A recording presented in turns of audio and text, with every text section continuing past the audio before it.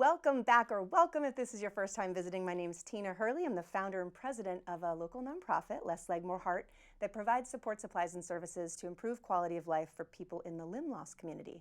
One of our exciting endeavors is that we use this platform in order to educate our local public and our viewers online about goods and services and stories that help you live your best quality of life. And so again, I have another amazing guest to help speak today about efficiency and a lot of things about executive functioning that I didn't even know there were solutions for, but certainly have personally felt the problems from. So without further ado, I'd like to introduce you to my guest today, Jennifer Campo. Nice to meet you. Thank you so much for having me. I've already met you online. Yes, we have chatted before. It's wonderful to be here, and thank you so much. What's interesting is that she actually works with my stepfather. So our information crossed in a networking event, and she was like, I think I know somebody. And I said, who? And she said my stepdad's name. And I'm like, oh gosh, I don't know what this woman might know about me already. Thankfully, it was all good. No, it's a wonderful connection, and I thought that was great because that just means things are meant to be. So I'm just so happy to be here, and I thought that was a kind of little fun piece of information to get us connected and to chat about too. And you know what's interesting too is like your business, New Moon Ventures, and what you do isn't only just like personally relevant, like for me wanting to pull the trigger on some of the things that you do, but then also for everybody that I serve within the disability community. There are so many confounding challenges that they face that it's similar to everyone in life, right? It's like you've got all these different spheres of life that you need to manage, and figuring out which ones you're supposed to tackle in which order to reduce the strain. And you know, not everybody has a family or a tribe of mentors, people that have advanced degrees or that have really looked into solutions before, and so they might get the wrong advice, do things the wrong way with catastrophic outcomes. But before we jump into all that, because I know I've got their attention, would love for you to share a little bit about like yourself in the sense of like where you sort of came from and how your path has led you into what you're doing now. Sure. I've been in education for 21 plus years. I've worked in adult ed, I've worked in secondary schools, and I've seen that there's a lot of support for younger students, high school students as well, even a lot of those that have mental health issues in, say, their early 20s and whatnot. But I really didn't see that there was anything out there for the average adult that kind of maybe just struggled with a schedule change or prioritization. There's some different things that, you know, people really kind of need help with. They have a change of life events and they become overwhelmed, leads them to procrastinate or avoid and avoidance, and they end up having issues with families, friends, missing deadlines for things, maybe not paying bills, can really spiral downward. And so I thought, why not put out a service where I can help some of these people and sit down one-on-one in small groups. I also work with small businesses and kind of help them flesh out on a small basis to be able to say, let's start small, figure out what the biggest task is that's really holding you back, and then kind of work towards the skills to help them build so they can eventually do this on their own. Amazing. You know, it's almost like when you're on a weight loss journey and you look in the mirror every day and you don't notice a lot of the changes, but a new set of eyes must see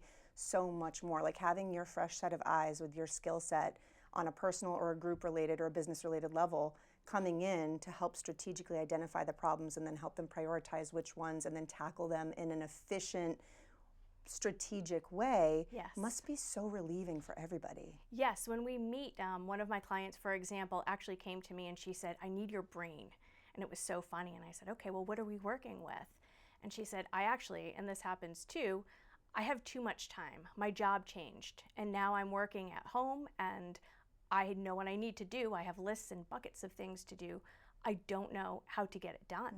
And so that happens with people who have too much time, who don't have enough time. It's structuring that time so that you can be efficient, you can get your tasks in order, but also then be able to enjoy your own life, enjoy the things that you want to do most instead of stressing about the procrastination and all the things that are not done.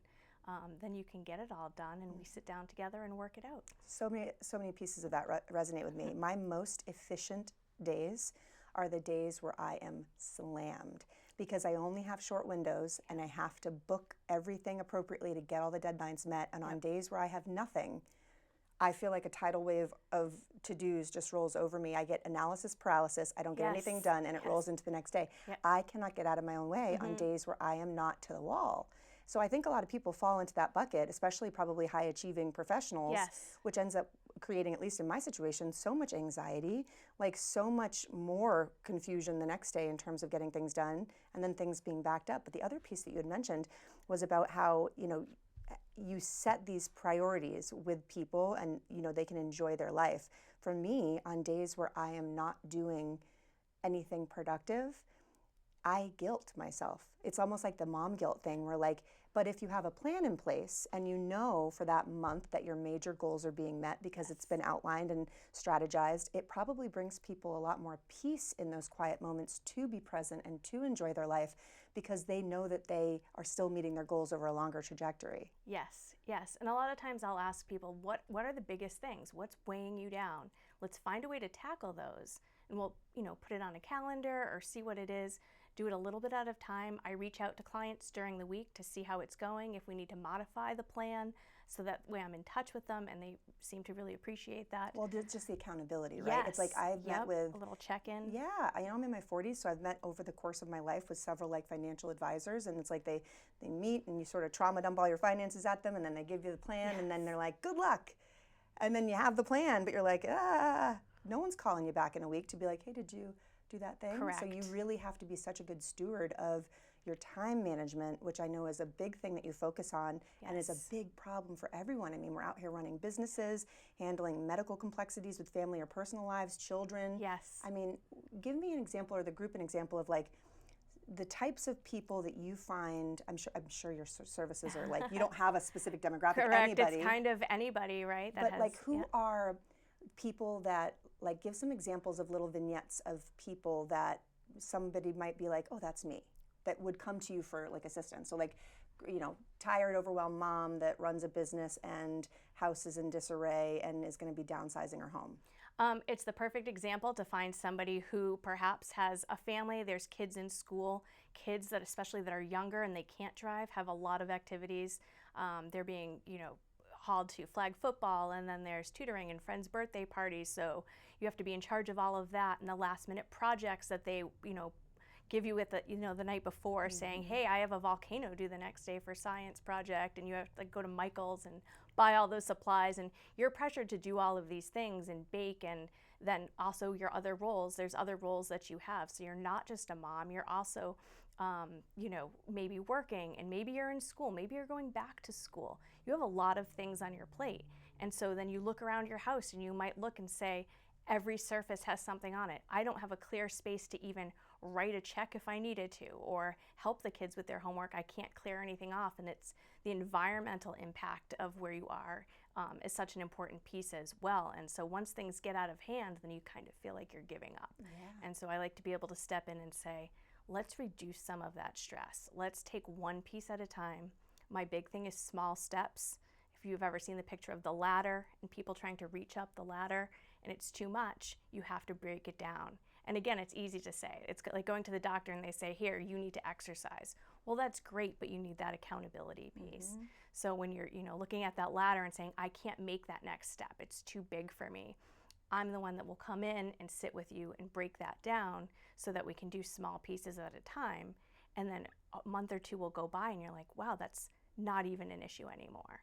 So it's like a wonderful feeling to have them come back and say, I forgot that was the first thing we worked on, because we've tackled that, and it's something they don't think about anymore. Wow, that's amazing. Are you a service provider that, like, I think about a chiropractic model where you have an acute issue and then you get sort of stabilized by a frequency of adjustments and then you go into like a maintenance phase. Is that similar to kind of what you would do, or is this something where your touch points are more in a bundle, or like what's the best utilization of a service that like what you provide? So it depends on the client, and it depends on what they have to work on and how quickly they can work through it.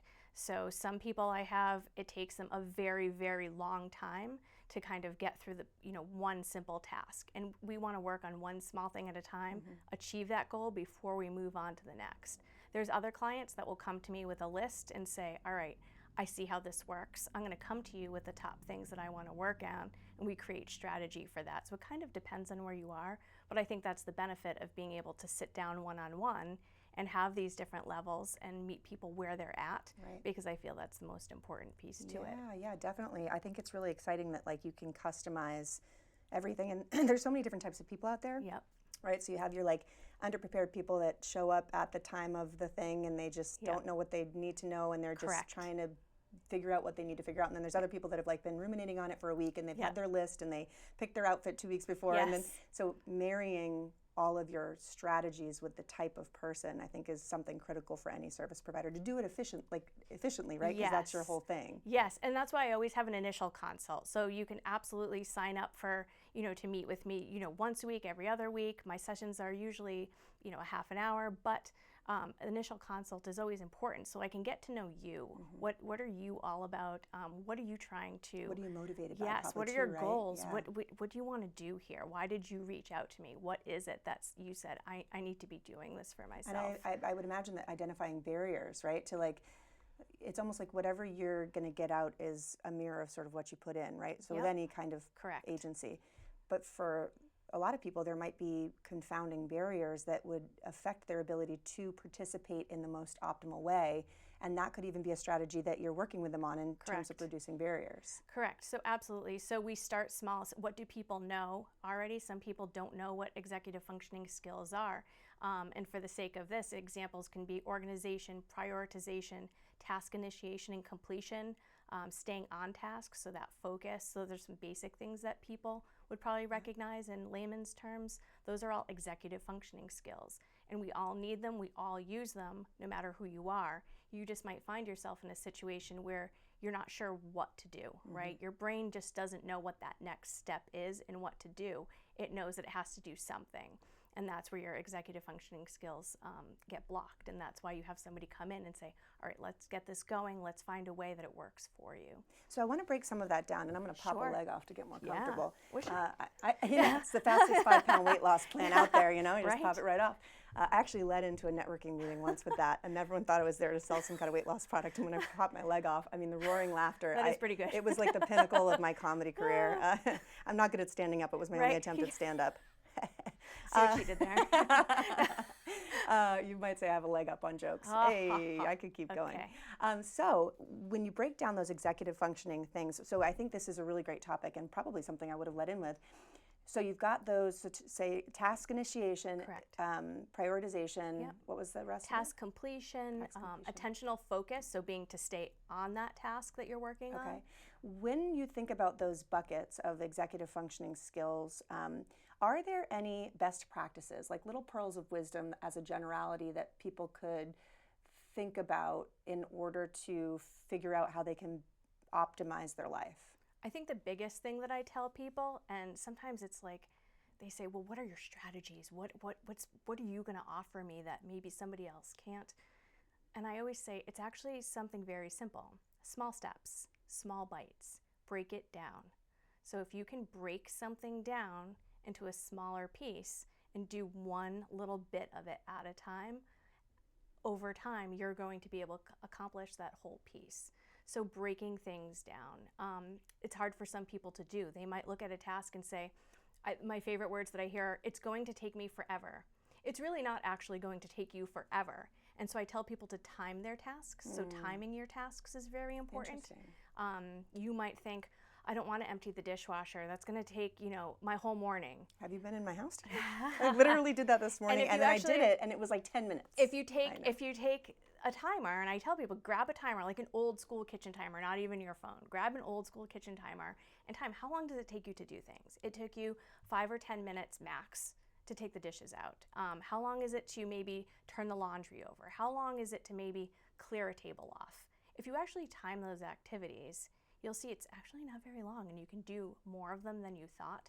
But people get this idea in their head, it's going to take forever. And once you have that thought in your head, you're going to believe that. And so you're going to avoid it, and you're not going to do it. I am so in need of your services because this is literally anytime if I need to shower, if it's like you said, household stuff, maybe it's running to wherever the store is, I always perceive the workload or time domain to be a greater thing as a dissuasion from me doing it. Correct. Why do you think, and this is more psychology, but like, why do you think our brain does that narrative as a default? And so your brain's looking for the easiest way to get something done. So what's the easiest thing is to just not do it, right? Because it involves a lot of thought, brain power to break that down. If you're looking at a table full of everybody's things, everybody in the house has something on this table, on the counter, maybe in the living room, things are everywhere, and you're looking at that as a whole, how in your brain can't process all of that, and it's just easier to be like, I can't do this. It's going to take me forever. it's so interesting because it's such a like a crossing vein, because when you think about like greater things in life and how people's lives follow in the direction of their greatest thoughts, and how we have to have an internal narrative that justifies our actions and allows for us to feel like we did the best that we could, that those stories that we tell ourselves, and that's true for my leg story. In the beginning, when I thought I was unlovable and disfigured and worthless, I kind of was, but it was because of the way that I was talking to myself. So it's really cool that there's a commonality in the executive functioning when it pertains to just like life tasks as well, and that neuroplasticity, and that like, even though I think it doesn't mean that it's true. Correct. Is a really important like commonality in all of life, I'm finding. Correct. And it's very easy to talk yourself out of a lot of things, just as you can talk yourself into doing things. So it's all in your head, really. And it feels really good once you've gotten the things done. So once your brain starts to have that feel-good effect, right, you start to put things away and say, oh, that didn't take too long, and now that looks good. Then you want to do something else. And then that triggers, you know, this whole path of positivity that you want to have. A positive feedback So, loop. yep, so you're doing it for yourself. You're giving yourself that reward, right, for doing all these things. And it's because you used a timer and you saw how long it took. So time sense is another executive functioning skill. So when people say, you know, how long is it going to be to, you know, do the grocery shopping? Well, how long does it actually take to shop? But then do a timer. How long does it actually take you to drive to the store? How long does it take you to drive somewhere and come back? We have phones to be able to do that. You can map out and see it's going to take 20 minutes. I'll be there for 15, 20 minutes to shop and then come back. You know exactly how much time it's going to be. So work in exactness, right? It's a little bit easier. You have the tools instead of saying, I can't do that and blow off a whole activity, right? A whole afternoon, and then not get anything done, which makes you feel worse. Oh yeah, for right? sure. Like, I'm not going to go to the store because, and you have a million reasons, because you really just don't want to. Right? Are you telling really just don't me want that to. I'm lying to myself? Okay, I was talking about me, but you know. No. How much of the daily energy, right? So I always think in terms of making things easier, because this is my life. I think all of our lives, right? We're all just very busy. How much energy does it take in an organized plan on a daily basis to be efficient with your life? And I know it's a general question, but what I mean is like, from calendaring to timing things to maybe a few of these other things, like what kind of an investment, time domain wise, do you feel is necessary on a daily basis for people to be successful with improving and getting to the next level of their efficiency? So I would say initially, if you're going to embark on this adventure and say, like, I need to be more efficient because I need more time for me, which is really one of the goals, right? You want to spend more time maybe reading or with your kids doing something fun, not necessarily cleaning up. So an initial investment might mean that you might have to spend like a couple hours or here and there to be able to do that during the week. But on a maintenance phase, I would say you could probably spend 30 minutes, an hour total, reaching all different points. Maybe it's working on kids with their homework. Maybe it's doing yourself you know, a favor for work. Maybe it's whatever it is, going to the gym, going to the spa, like, you know, work those things into your schedule so it's part of what you do. So maybe only, I would say, a half an hour to maybe an hour a day to maintain.